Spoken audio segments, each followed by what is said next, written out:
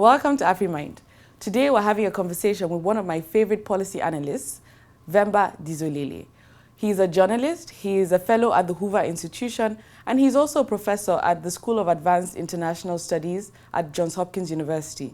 He's currently writing a biography on Mobutu, and interestingly enough, he was detained by the Mobutu regime for 22 days. And so we're going to talk a bit more about the book later on during the conversation. But first of all, we're going to talk about the crisis in the DRC with what we've seen as the M23 movement. Who is the M23? What do they stand for? And more importantly, what is the solution to the current crisis? Do we have a lasting solution to the crisis? Thank you once again, and welcome to the conversation. Thank you so much for being with us today. It's a pleasure to be here, Maka. So I want to talk more about the book you're writing. So you're writing a biography on Mobutu. Correct. And so I wanted to hear more about it. So when did you start the process? Why did you decide to write this? And what are you doing to get some of your information? Okay. Well, I started, it's a good question for me also. It allows me to think why I'm doing this. Yeah. Sometimes you lose track of it. I started the process in 2005. Okay.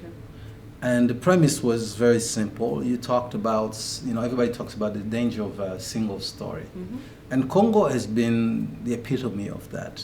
For the last several years now, almost 2 decades, when we talk about Congo, it's always about war, it's about the East. Mm-hmm. So if you don't know Congo, you think these people, all they've been on is just fighting. But in reality, that's not the case. So as I went to school in the West, as I sat in my classes, and you heard people talk about Mobutu, and talk about Congo, and talk about Zaire, as the country was called then, they always got it wrong. It's, for instance, the entire notion, if you live in a dictatorship, people in the West think if you live in a dictatorship, every day you're just crying, your life is so miserable. When in fact, a dictatorship is a big word. It encompasses all kinds of things in there. When I was growing up in Zaire, you knew that something was up because you cannot miss it. But at the same time, as a kid, you just had a life like any other kid anywhere else in the world. You went to school, you had your dream, you played, you got into mischiefs, and life went on. You got in serious trouble if you wanted to deal with politics. If you kept out of that, typically you were fine.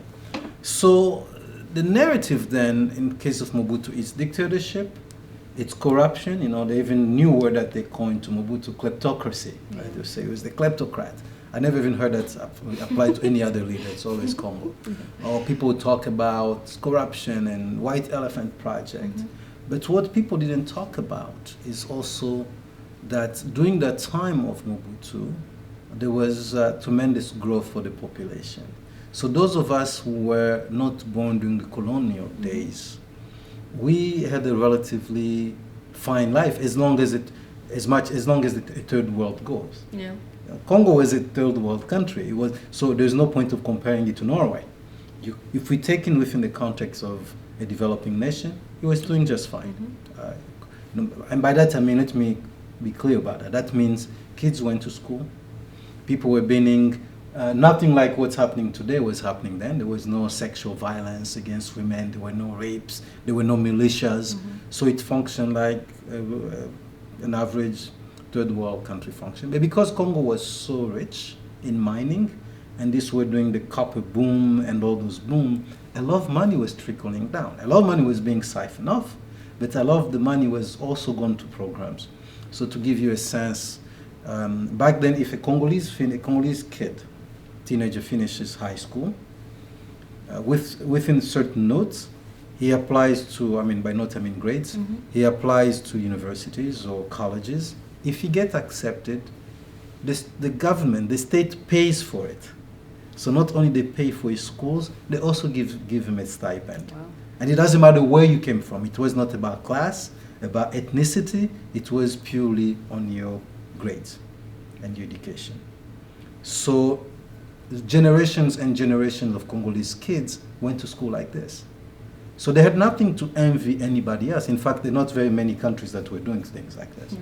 And this was happening under Mobutu. You had an army that was relatively good. It had its own problems, but this is the army that the US used as part of that Cold War. So it's the army that was involved in Angola. It was the Zaire army. in the independence of Angola. It was the same army that the US used to stop Gaddafi in Chad. So they have to have the level of competence for them to be part of this system. So it's all this kind of thing. You know, it was Zaire that hosted the Rumble in the Jungle, with the fight between the boxing fight between Muhammad Ali and George Foreman, and Zaire paid for it. So if you look at it in the context today, you say, some people say, well, what kind of waste of money is that? $10 million for a boxing match. But that's a problem. You have to look at it within the context of that time. Right? So if you're in 74 and you looked at Zaire in 74, it makes total sense. Meaning Zaire is very powerful, a lot of money. The exchange rate in terms of currency is 1 Zaire equal to $2. So the purchasing power is pretty good. Zaire has a lot of money coming in from its mines and other resources. So Mobutu can afford the Rumble in the Jungle, and the Rumble in the Jungle is a great marketing and promotion operation for Congo, because now everybody talks about it, even over 40 years ago. I mean, what now it's about 38 years later, people still talk about the Rumble in the Jungle. So this was Zaire then. So the question is then, in order for you to study what happened then, you cannot avoid the man who was behind it. And the man who was behind it is Mobutu. So that's how I came to write about it. So you hear lots of mostly negative stories about Mobutu, about different things. You hear about cannibalism, which is typical. You hear different stories, but especially about the looting as well. Just given that your narrative now about Mobutu is deeper in the sense that you've done lots of interviews with different people, what do you think about the man? Do you like him? I think the man is complex. Okay. When you deal with strong men, often what you find out that they're multidimensional, like all of us. On one level, they are humans, just like they're not Superman. It's never the case, because when you get to meet them, you realize that they have emotions, they have everything just like everybody else. They have insecurities, often more than the average person. So as I look at him, as I study him, as I go in search for him, the character that emerges is very complex. He's a fellow who is a family man. I think, let me just give you an example. One time I was interviewing his son, and I asked his son this question: how does it feel to be the son of a dictator? And he paused for a couple seconds, and he said, he started speaking, and then he said, well, really, I don't know the dictator. I read about the dictator like the rest of you.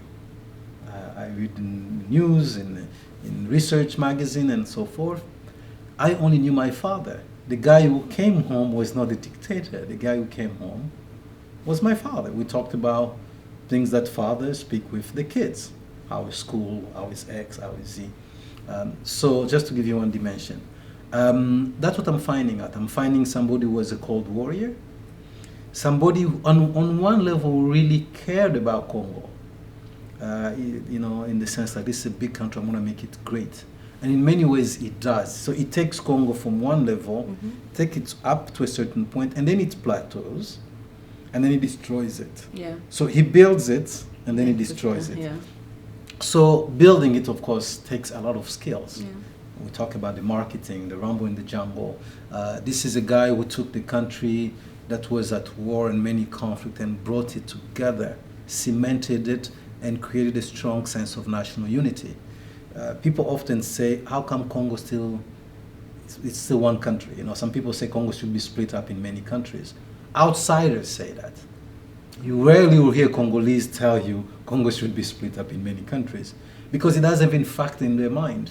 To them, we are all Congolese, they're proud to be Congolese. That you can credit to Mobutu.